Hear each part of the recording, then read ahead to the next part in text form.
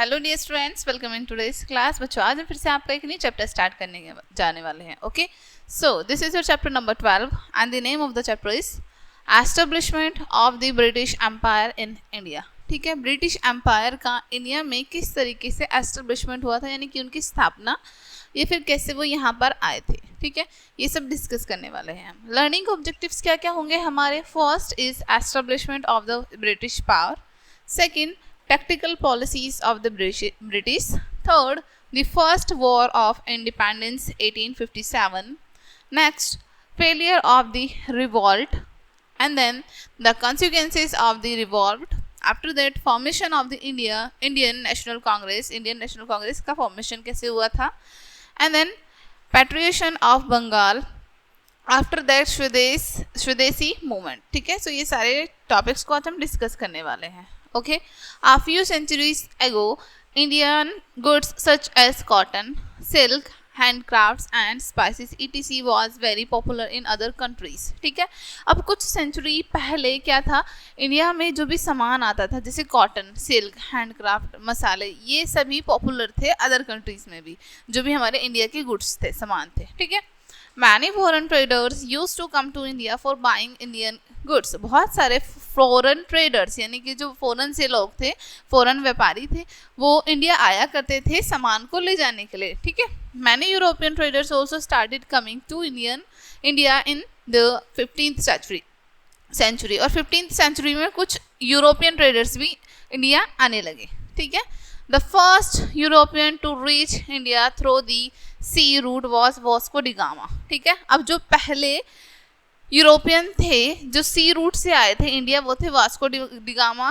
वो एक पोर्तुगीज एक्सप्लोरर थे। ठीक है, एक्सप्लोर करते रहते थे वो चीज़ों को, एक्सप्लोरर थे। ठीक है, इन 1498 he discovered a new sea route to India via the Cape of Good Hope। ठीक है, अब उन्होंने 1498 में एक नया सी रूट डिस्कवर किया जिसका क्या नाम था, केप ऑफ गुड होप। ठीक है, with the discovery of this sea route the Portuguese become the first Europeans to came to India. ठीक है, अब इस सी रूट की डिस्कवरी करने के बाद पोर्तुगीज पहले यूरोपियन बने थे इंडिया आने वाले। ठीक है, they came to Calicut now Kozhikode and started trading with India. ठीक है, वो कहाँ पर पहुंचे? कैलीकट, यानी कि अब क्या है वो कोझिकोड है। ठीक है, वहाँ पर पहुंचे और वहाँ जाकर उन्होंने ट्रेडिंग करना, व्यापार करना शुरू किया। The items the Portuguese deal in were spices, silk and gold. अब जो आइटम्स पोर्तुगीज को डील किए जाते थे वो थे, उनमें स्पाइसेस, मसाले थे, सिल्क था और गोल्ड था। ठीक है, next topic is establishment of the British power. British power का एस्टेब्लिशमेंट कैसे, उनकी जो शक्तियां थी उन सबको कैसे स्थापित किया गया। ठीक है, the British were ambitious. British बहुत ज़्यादा एम्बिशियस थे अपनी चीज़ों को लेके। ठीक है, they wanted to control Bengal. वो बंगाल को कंट्रोल करना चाहते थे। They made a factory in Bengal और इसीलिए उन्होंने क्या किया, वहाँ पे एक फैक्ट्री बना दी अपनी। They started maintaining an army और वहाँ पर वो एक आर्मी को मेंटेन करने लगे। The nawab of Bengal Sirajuddaulah ordered the company to remove the army. जो वहाँ के नवाब थे बंगाल के, सिराजुद्दौला, उन्होंने कहा कि कंपनी को यहाँ से हटाओ। ठीक है, ये जो कंपनी है, तुम्हारी आर्मी है, इसको यहाँ से हटाओ। This led to the battle of Plassey 1757 और इसी के कारण 1757 का प्लासी का युद्ध लड़ा गया।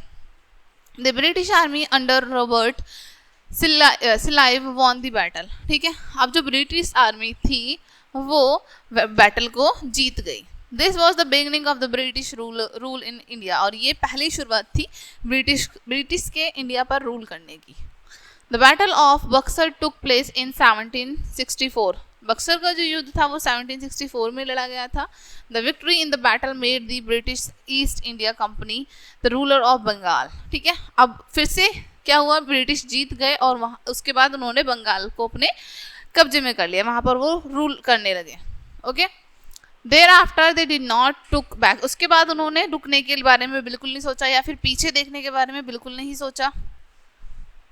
नेक्स्ट, टैक्टिकल पॉलिसीज क्या क्या थी इनकी? Tactical policies of the British after the battle of Plassey. Plassey के युद्ध के बाद The main aim of British East India Company was the extension of political authority of the company. ठीक है, अब मेन बैटल क्या था इनका, प्लासी का युद्ध। ठीक है, उसको लड़ने के बाद, उसको जीतने के बाद इनका मेन एम हो गया कि कंपनी को लगाना और उसको ज़्यादा से ज़्यादा फैलाना, बढ़ाना और अथॉरिटी की, पॉलिटिकल अथॉरिटी को अपने हाथों में करना। ठीक है, the system of subsidiary alliance and the doctrine of lapse were the two major tactical policies of the British in India. ठीक है, उन्होंने दो मेजर पॉलिसीज को इंडिया में लेके आए थे।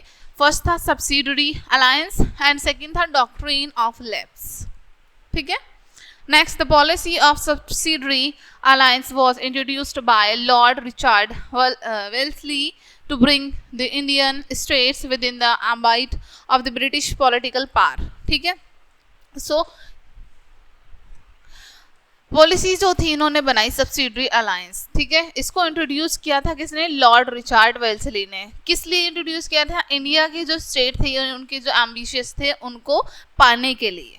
ठीक है, Under this system, Indian rulers were British protection, suspended their native armies and instead start maintaining British troops with their states। ठीक है, अब इस सिस्टम में क्या किया उन्होंने, जो वहाँ की जो आर्मी थी जो प्रोटेक्ट करती थी उसको सस्पेंड कर दिया इन्होंने और अपने ट्रूप्स वो वहाँ पर बनाने लगे अलग अलग स्टेट्स में।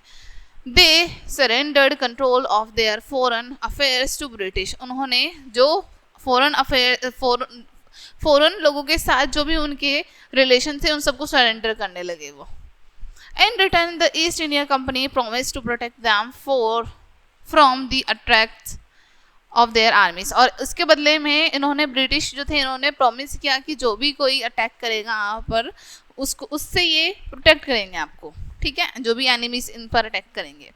The policy of doctrine of lapse was another tactical policy of British introduced by Lord Dalhousie। अब एक और पॉलिसी जो इन्होंने इंट्रोड्यूस की थी वो कौन सी थी, डॉक्ट्रिन ऑफ लैप्स। ठीक है, जिसको इंट्रोड्यूस किया था लॉर्ड डलहौसी ने। ठीक है, the governor general of India between 1848 to 1856। ठीक है, कौन थे ये, गवर्नर जनरल थे इंडिया के, और कब इसको किया था, 1848 से 1856 के बीच में।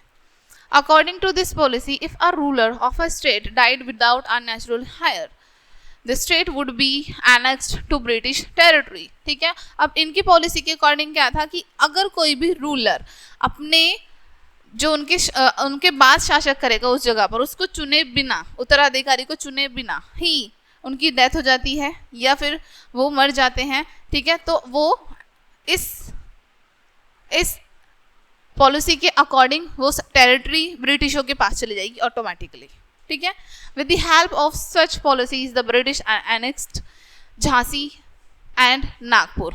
इसकी हेल्प से उन्होंने झांसी और नागपुर को अपने कब्जे में कर लिया था। Other princely states like Awadh also fell from the hands of Wajid Ali Shah. और जो अलग प्रिंसली स्टेट से अवध जैसे वो भी उनके हाथों से जा रहा था, जैसे वाजिद अली शाह वहाँ के शासक थे तो उनके हाथों से वो भी जा रहा था। Okay, next the first war of independence 1856 की पहली वॉर।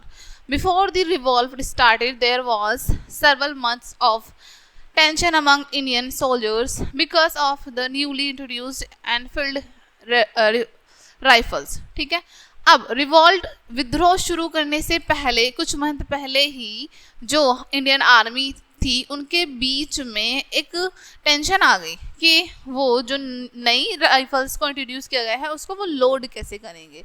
ठीक है, to load the rifles a soldier had to bit off the end of greased cartridge. ठीक है, अब उसको लोड करने के लिए एक सोल्जर को उसको बाइट करना पड़ेगा, अपने माउथ से हटाना पड़ेगा ग्रीस को, जो कार्ट्रिज है उस पर।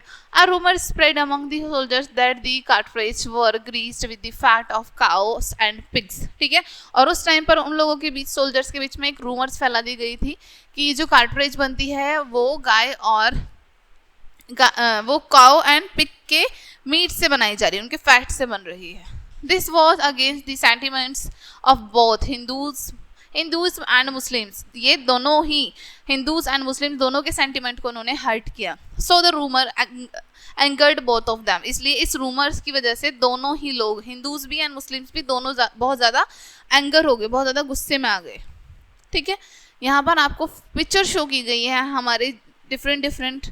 ठीक है, जैसे बेगम हजरत अली महल, यहाँ बेगम हजरत महल है यहाँ पर बहादुर शाह जफर हैं, नाना साहेब हैं, तात्या तोपे हैं, रानी लक्ष्मीबाई हैं.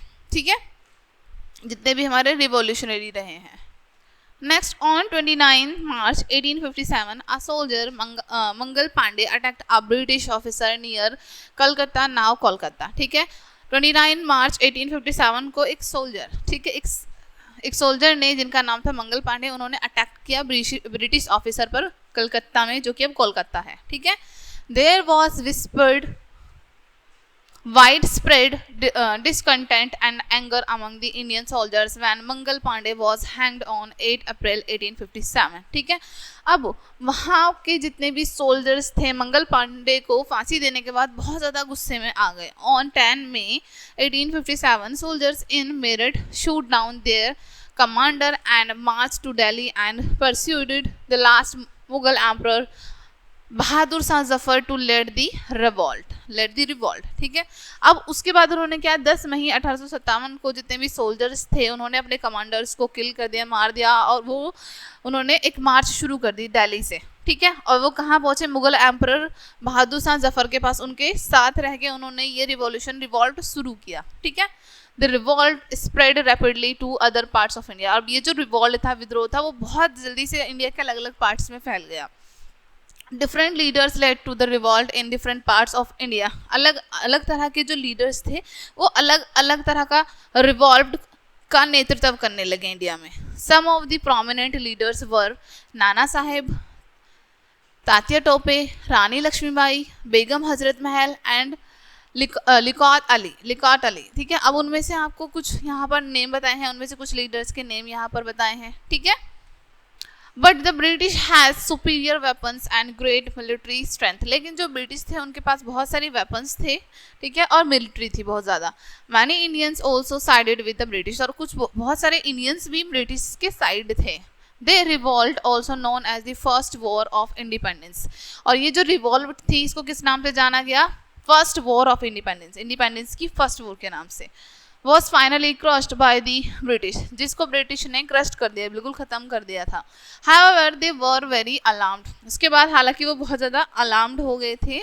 In 1858, the British government decided to take India under its direct control. 1858 में ब्रिटिश गवर्नमेंट ने डिसाइड किया कि वो पूरी तरीके से इंडिया को अपने कंट्रोल में करेंगे. The rule of east India company and. ठीक है, ईस्ट इंडिया कंपनी का जो रूल था वो खत्म हो गया. Viceroy was appointed to rule over India on behalf of crown. ठीक है, क्राउन की बिहाफ में एक वाइसरॉय को वहाँ पे अपॉइंट किया गया इंडिया पर राज करने के लिए, इंडिया पर शासक करने के लिए. Okay, next, failure of the revolt. अब रिवॉल्ट के क्या क्या फेलियर थे. Revolt failed because of the following reason. इन सभी रीजन की वजह से रिवॉल्ट विद्रोह फेल हुआ था. फर्स्ट, पहला, कोई प्लानिंग नहीं की गई थी. दूसरा, कोई ऑर्गेनाइजेशन नहीं बनाया गया था. And third is no leadership, कोई भी लीडरशिप नहीं कर रहा था. ठीक है, the revolt of 1857 failed because of the British army was far superior to the Indian soldiers. ठीक है, 1857 का रिवॉल्ट क्यों फेल हुआ, क्योंकि ब्रिटिश आर्मी जो है वो बहुत ज़्यादा सुपीरियर थी इंडियन सोल्जर्स से, वो बहुत ज़्यादा बड़ी थी. The British army was getting regular supplies of arms from Britain. अब ब्रिटिश आर्मी को रेगुलर सप्लाई हो रहे थे हथियार ब्रिटेन से. This revolt erupted all of sudden, और ये रिवॉल्ट अचानक से एरप्ट हो गया बहुत ज़्यादा. It was not properly planned and organise. ना तो ये प्रॉपरली प्लान था और ना ही ऑर्गेनाइज था. There was no definite aim of the mutineers. ठीक है, जो म्यूशनरीज थी उनके लिए कोई भी डेफिनेट एम नहीं बनाया गया था. Many Indian princes helped to Britain in this revolt. ठीक है, बहुत सारे इंडियन प्रिंसेस ने भी ब्रिटिश को हेल्प किया इस रिवोल्ट में, इस विद्रोह में. Rani Laxmibai was killed and so was Nana Sahib. ठीक है, रानी लक्ष्मीबाई और नाना साहेब दोनों उस वॉर में किल हो गए थे, मारे गए थे. Okay, Bahadur Shah second was captured and exiled to Burma, now Myanmar, where he died later. ठीक है, बहादुर शाह जफर ने कैप्चर किया था, वहाँ पे एक्साइल किया था, ठीक है, बर्मा में, और जो अब म्यांमार है, और बाद में वहीं पर ये मारे गए थे. His two sons were killed, bringing an end to the once mighty Mughal Empire. ठीक है, उनके जो दो बेटे थे वो भी वहीं पर मारे गए थे, और इस तरीके से एक विशाल, जो एक टाइम पे बहुत ज़्यादा माइटी था, बहुत ज़्यादा शक्तिशाली था, उस मुगल एम्पायर का पूरा एंड हो गया. ठीक है, next the consequences of the revolt की क्या क्या कॉन्सिक्वेंसेस थे, ठीक है, क्या क्या परिणाम हुए. This war of 1857 was a major turning point in history of modern India. ठीक है, मॉडर्न इंडिया की हिस्ट्री में ये वॉर 1857 की वॉर एक टर्निंग पॉइंट लेके आई. ठीक है, घुमाव लेके आई. The British suppressed the revolt with their strong army and modern weapons like rifles and cannons. ठीक है, जो ब्रिटिश थे वो बहुत ज़्यादा सप्रेस्ड हो गए थे कि उस विद्रोह से, क्योंकि उनके पास स्ट्रॉन्ग आर्मी थी, बहुत ज़्यादा, बहुत सारे वेपन्स थे और बहुत सारी राइफल्स कैनन्स थे. ठीक है, in 1858 East India Company's rule ended in India and British government took over the region. ठीक है, 1858 में ईस्ट इंडिया कंपनी का जो रूल था वो पूरी तरीके से खत्म हो गया, और जो ब्रिटिश गवर्नमेंट थी उसने सारा रीजन, सारा क्षेत्र अपने कब्जे में ले लिया. In 1877 Queen Victoria took the title of Empress of India. 1877 में क्वीन विक्टोरिया ने टाइटल लिया एम्प्रेस ऑफ इंडिया का. ठीक है, वो इंडिया पर शासन करने लगी. She appointed governor generals who acted as her representative and ruled over India. ठीक है, उन्होंने गवर्नर जनरल को अपॉइंट किया जो कि काम करते थे, रिप्रेजेंटेटिव का रिप्रेजेंट करते थे, उन्हें इंडिया के बारे में बताते थे, और उन्होंने वहाँ पर रूल किया. The mutiny even it's failure produced many Indian heroes. ठीक है, इतनी परेशानियों में भी इंडिया में बहुत सारे हीरोज आए. Above all it created a sense of unity between the Hindus and Muslims of India that was witnessed in the later years. ठीक है, और इसके साथ साथ हिंदू एंड मुस्लिम दोनों के बीच में एकता की भावना पैदा हो गई, यानी कि वो यूनिटी बना ली उन्होंने. ठीक है, और ये बाद में देखी गई इंडिया में. Okay, next formation of Indian National Congress INC. Formation कैसे हुआ, अब कैसे बनी ये national Congress. Even though the revolt failed, हालांकि रिवॉल्ट जो है वो फेल हो गया था. It showed the seed of Indian nationalism amongst the people. ठीक है, इसमें लेकिन जो इंडिया के लोग थे उनके बीच में अपने देश को पाने की एक लालसा पैदा हो गई थी कि उनको अपने देश को पाना है. एक विद्रोह का बीज बो गए थे ये लोग. ठीक है, फेल होने के बाद भी. Indian nationalism had many underlying forces that led to the India independence movement. ठीक है, इंडियन नेशनलिज्म ने एक अंडरलाइंग फोर्स क्रिएट कर दिया. ठीक है, उन्होंने लीड किया इंडियंस को इंडिपेंडेंस मूवमेंट के लिए. ठीक है, उन्होंने नेतृत्व किया उन सबका. Indians now began to form associations to develop independent thinking. ठीक है, अब इंडियंस जो थे वो अपने देश को इंडिपेंडेंट करने के लिए सोचने लगे, थिंकिंग करने लगे. It was being felt that there should be an all Indian organisation which can represent the will of the people. ठीक है, और उनको वहाँ पर वो फील करने लगे कि उनके बीच में एक ऑर्गेनाइजेशन होना चाहिए जिसको वो रिप्रेजेंट कर सकें लोगों के बीच में. This need gave birth to the Indian National Congress, और इसी नीड ने इंडियन नेशनल कांग्रेस को बर्थ दिया, जन्म दिया.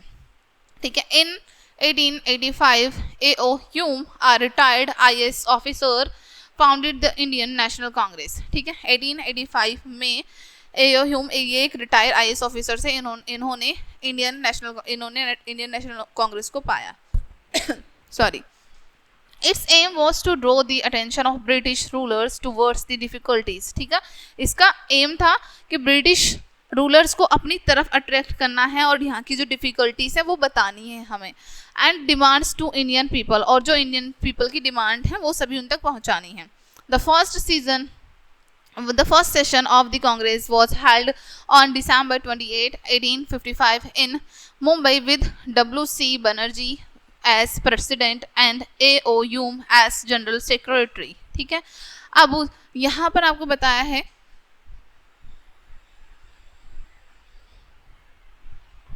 जो हमारा पहला सेशन था कांग्रेस का वो कब स्टार्ट हुआ था, 28 दिसंबर 1885 में मुंबई में, और इसमें WC बनर्जी प्रेसिडेंट थे एंड AO ह्यूम सेक्रेटरी थे, general secretary. 72 delegates come from all parts of India to attend the first session, ठीक है। 72 delegates वहाँ पर पूरे सेशन को अटेंड करने आए थे। They compressed lawyers, doctors, journalists, landlords and businessman, उनमें सभी लोग शामिल थे, डॉक्टर भी थे, लैंडलॉर्ड भी थे, बिजनेसमैन भी थे, सभी शामिल थे, ठीक है। अब main demands formed by the leaders of INC वर, ठीक है। अब मेन डिमांड जो कि लीडर्स के द्वारा वहाँ पर बनाई गई थी क्या क्या थी, a large share in the administration of the country, हमारी जो कंट्री है उसमें एडमिनिस्ट्रेशन में एक बड़ा शेयर होना चाहिए आपका। India should also be appointed on higher ranks in the public service, ठीक है। इंडिया को अपॉइंट किया जाना चाहिए हायर रैंक में पब्लिक सर्विस के लिए, इंडिया के जो लोग हैं उनको। And independent and fair judicial system, independent and fair judicial system होना चाहिए इंडिया में। Since their demands were moderate in nature, the early leaders of Congress were called moderates, ठीक है। हालांकि ये जो डिमांड कहाँ से आई थी, moderates से आई थी नेचर में, है ना। तो जो हम वहाँ के लीडर्स बने उसके बाद के उनको कहा जाने लगा moderates। The prominent moderate leader were WC Banerjee, दादा भाई नारोजी, सुरेंद्रनाथ बनर्जी, गोपाल कृष्णा गोखले, ठीक है। उसके बाद के जो भी मॉडरेट थे उनके नाम बताए हैं यहाँ पर, WC बनर्जी, दादा भाई नारोजी, सुरेंद्रनाथ बनर्जी, कृष्णा, गोपाल कृष्णा गोखले, ये सब थे, ठीक है। Next, one section of the Congress felt that moderate methods like meeting and speeches would not produce any result, ठीक है। अब उन्होंने ये एक सेक्शन लेने के बाद डिसाइड किया, उन्होंने फील किया कि खाली स्पीच करने से या फिर मीटिंग करने से कुछ नहीं होने वाला है, कोई रिजल्ट नहीं मिलने वाला है। They wanted direct action with the support of the people, वो लोगों की हेल्प से डायरेक्ट एक्शन चाहते थे। Among the prominent leaders of this group were Bipin Chandra Pal, Lala Lajpat Rai, Bal Gangadhar तिलक, ठीक है। अब इसके जो प्रोमिनेंट लीडर्स थे इस ग्रुप के कौन कौन थे, Bipin Chandra Pal, Lala Lajpat Rai and Bal Gangadhar Tilak.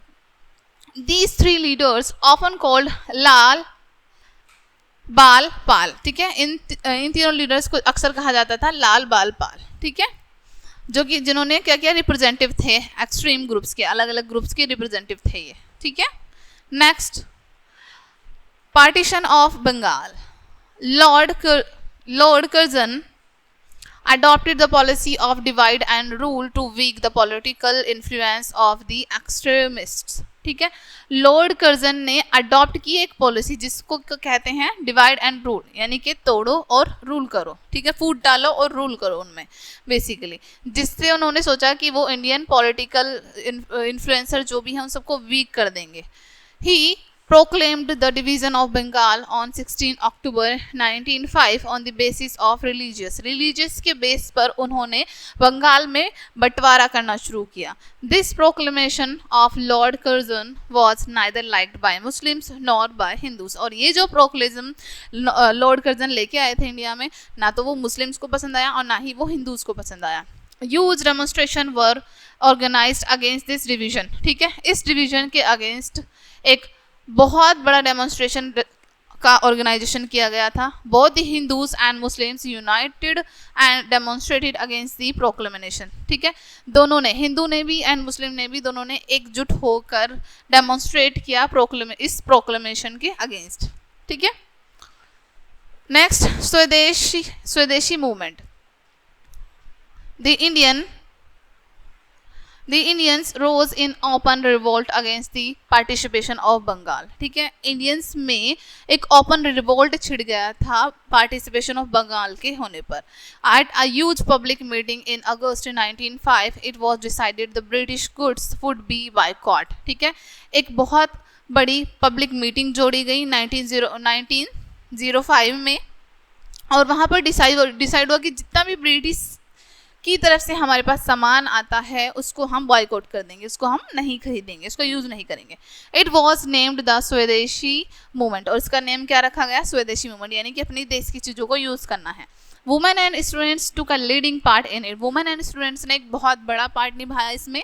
The British clothes was बर्nt in हिप्स, British के जो क्लॉथ्स थे उनको पूरा चट्टा बना के बहुत ऊंचे ऊंचे हिप बना के बर्न कर दिया गया, जला दिया गया।